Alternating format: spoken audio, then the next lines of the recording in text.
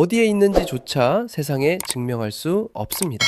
이것은 공포영화의 설정이 아닙니다. 2026년 1월 12일 현재 이란 국민들은 벌써 수일째 이어지는 유례없는 디지털 암흑 속에 갇혀 있습니다. 국제인권단체와 외신의 일부 보도에 따르면 현지에서만 100명 이상의 사망자가 발생하고 수천 명이 연행됐다는 비극적인 보고가 이어지는 긴박한 상황입니다. 정부는 체제 유지를 위해 인터넷이라는 생명줄을 사실상 완전히 차단했습니다. 하지만 이 암흑 속에서 사람들은 하나의 이름을 희망처럼 속삭입니다. 바로 스타링크입니다. 오늘 우리는 이 사건을 도덕적 영웅담이 아니라 철저한 경제 구조의 관점에서 분석해 보겠습니다. 국가 권력이 민간 기술 자본에 의해 어떻게 해체되는가에 대한 가장 잔인한 경제 전쟁의 실체입니다. 매일 맞춰보는 퍼즐 한 조각. 구독과 좋아요, 알림 설정 해두시면 빠른 소식 받아보실 수 있습니다. 기록적인 100시간 이상의 블랙아웃은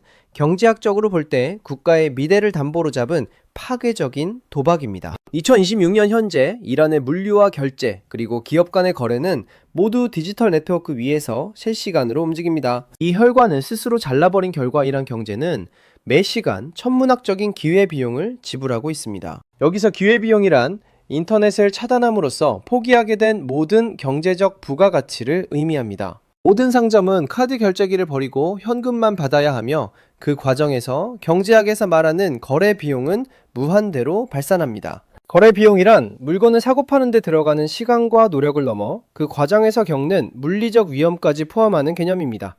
이 비용이 감당할 수 없을 만큼 커지면서 사실상 국가 전체의 경제 활동이 멈춰져 버린 것입니다. 이란 정권은 이 경제적 파산 리스크보다 정보를 통제함으로써 얻는 정치적 생존 가능성을 더 높게 평가했습니다. 국가라는 거대 조직이 경제적 합리성을 완전히 포기하고 생존 본능에만 매몰될 때 나타나는 극단적인 현상입니다. 인터넷이 끊기는 순간 당신은 단순히 불편함을 겪는 것이 아닙니다. 시장 자체에서 당신의 존재가 삭제됩니다. 현대 자본주의 사회에서 인터넷이 끊긴다는 것은 당신의 모든 자산과 신용이 증발한다는 뜻입니다.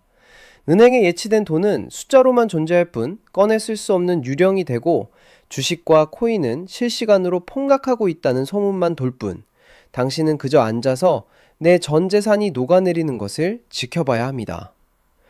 이란 정부가 인터넷이라는 수도꼭지를 잠그는 순간 모든 경제 주체는 21세기 문명에서 쫓겨나 수백 년 전의 물물교환 시대로 강제 송환되었습니다.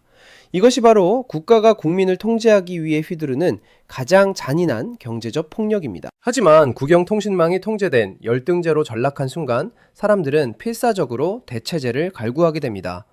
여기서 스타링크는 단순한 통신 수단이 아니라 그 어떤 수단으로도 대체할 수 없는 완전 비탄력적 재화가 됩니다. 수요의 탄력성이 0에 가깝다는 것은 가격이 몇 배로 뛰어도 사람들 입장에서 그것이 생존을 위해 반드시 사야만 하는 물건이 되었다는 뜻입니다.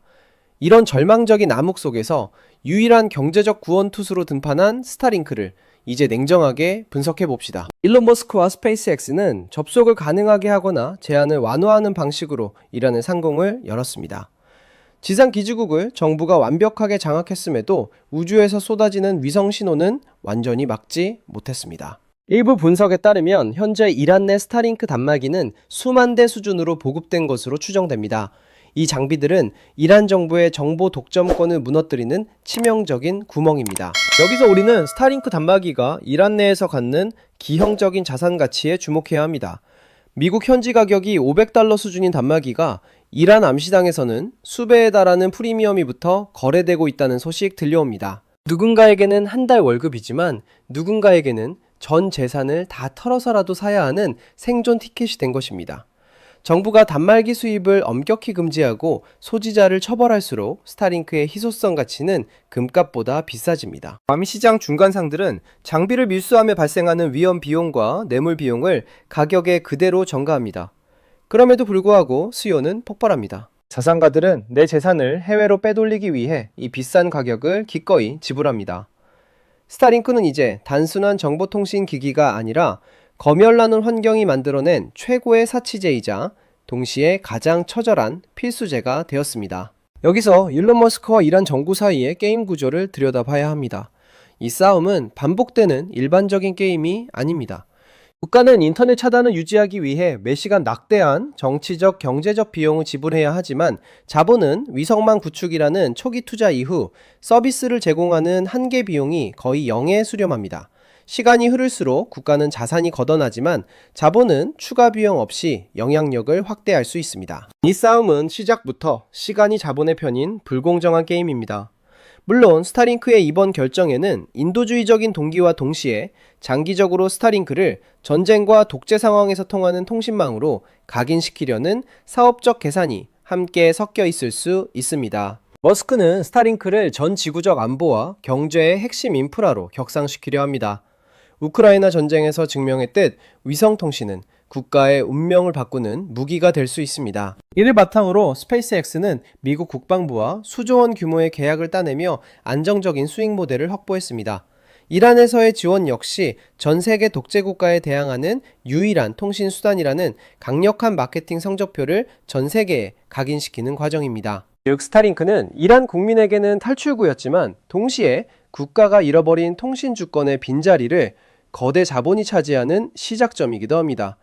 한번 스타링크의 자유를 맛본 사용자들은 나중에 정부의 통제가 풀려도 다시는 느리고 검열받는 국영 통신망으로 돌아가지 않습니다. 이것이 바로 네트워크 외부성입니다. 네트워크 외부성이란 사용자 수가 늘어날수록 그 서비스의 가치가 기하급수적으로 커지는 현상을 말합니다. 한 대의 접시가 연결되는 순간 그 가치는 개인을 넘어 집단의 경제적 힘이 되고 사용자가 늘어날수록 스타링크의 생태계는 더 이상 누구도 건드릴 수 없을 만큼 견고해집니다. 이란 정부는 군사 등급의 장비를 동원해 전파 방해를 시도하고 있습니다. 일부 보고에 따르면 특정 지역에서 신호 간섭으로 인한 데이터 손실이 발생하고 있다고 하지만 적에도 위성통신은 수천 개의 위성이 빠르게 움직이며 신호를 보내기 때문에 지상에서 이를 완벽히 막으려면 천문학적인 에너지와 비용이 필요합니다. 창보다 방패를 유지하는 비용이 훨씬 더 많이 드는 이 소모전에서 이란 정부의 경제적 가성비는 최악으로 치닫고 있습니다. 특히 일론 머스크와 스페이스X가 추진 중인 다이렉트 투 셀 기술이 상용화되어 이란과 같은 분쟁 지역에서 현실화된다면 이 전쟁의 양상은 완전히 달라질 수 있습니다. 이제 커다란 접시 모양의 안테나도 필요 없이 우리가 평소 쓰는 일반 스마트폰이 곧바로 위성과 연결되는 시대가 오는 것입니다. 정부가 압수할 장비조차 찾지 못하는 상황이 벌어지면 모든 국민의 주머니 속에 있는 스마트폰이 위성 안테나가 됩니다. 그 순간 국가의 정보 통제 비용은 무한대로 발산하며 무너집니다. 데이터의 흐름을 막아 불을 통제하던 낡은 시대의 국경은 기술 자본의 힘 앞에 허물어지고 있습니다. 이것은 단순히 통신의 자유를 넘어 이란 내부의 불평등 구조까지 잔인하게 바꿔놓고 있습니다. 이란 내부에는 이제 두 개의 경제가 동시에 존재합니다. 하나는 세계와 연결된 경제이고 다른 하나는 국가에 갇힌 경제입니다. 스타링크를 확보한 프리랜서는 해외 클라이언트와 화상 통화를 하며 달러를 벌어들이고 암호화폐를 통해 자신의 자산을 안전하게 보호합니다. 반면 국영 네트워크에 의존하던 대다수 시민은 하루아침에 일자리를 잃고 물가 폭등의 직격탄을 맞으며 실업 상태에 빠집니다. 정보의 비대칭은 극에 달하고 스타링크 보유 여부에 따른 자산 격차는 복리처럼 확대됩니다. 이 격차가 위험한 이유는 단순한 소득 차이가 아니라 미래에 접근할 수 있는 선택지 자체가 완전히 분리되기 때문입니다. 국가가 통제권을 휘두를수록 오히려 사회적 불평등이 기술을 매개로 심화되는 모순이 발생하는 것입니다. 국가는 국민을 통제하려 인터넷을 끊었고 그 결과 통제 권력은 더 거대한 민간 자본에게 넘어갔습니다. 결론적으로 이란의 스타링크 현상은 국가 권력이 민간 기술 자본에 의해 해체되는 과정을 보여주는 가장 생생한 경제적 모델입니다. 정보가 곧 돈이고 연결이 곧 생존인 시대에 스타링크는 국가라는 거대한 성벽을 무력화하는 디지털 트로이 목마입니다. 앞으로 우리는 국가가 통제하는 통신망의 시대가 저물고 거대 자본이 운영하는 민간 위성망이 전 지구적 표준이 되는 과정을 목격하게 될 것입니다. 그 과정에서 발생하는 주권의 상실과 데이터의 독점이라는 새로운 숙제는 우리가 앞으로 마주해야 할 또 다른 거대한 경제적 청구서가 될 것입니다. 여러분은 어떻게